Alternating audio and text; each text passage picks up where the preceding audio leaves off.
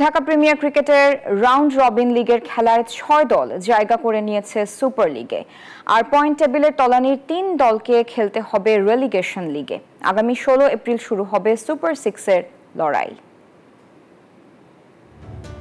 11তম রাউন্ডের মধ্য দিয়ে রোববার শেষ হয়েছে ঢাকা প্রিমিয়ার লিগের গ্রুপ পর্বের খেলা। 12 দলের মাঠের লড়াই শেষে সুপার লিগ নিশ্চিত করেছে শীর্ষ 6 দল। আর টেবিলের তলানিতে থাকা 3 দল নেমে গেছে রেলিগেশন লিগে। 11 ম্যাচ শেষে 9 জয়ে 18 পয়েন্ট নিয়ে টেবিলের শীর্ষে রয়েছে বর্তমান চ্যাম্পিয়ন আবাহনী লিমিটেড। সমান সংখ্যক ম্যাচ এবং পয়েন্ট নিয়ে নেট রান রেটে পিছিয়ে তালিকায় 2 নম্বরে রয়েছে মোহামেডান স্পোর্টিং ক্লাব।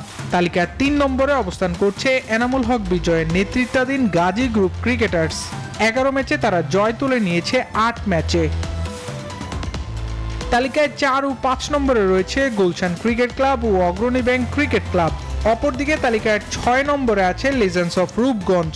11 ম্যাচ খেলে তাদের জয় 6 ম্যাচে। এদিকে রেলিগেশন লিগে চলে গেছে ব্রাদার্স ইউনিয়ন, পার্টেক স্পোর্টিং ক্লাব এবং শাইনপুকুর ক্রিকেট ক্লাব। আগামী বুধবার থেকে মাঠে গড়াবে সুপার লিগ পর্ব। আবরার আল দাইয়ান, নিউজ 24।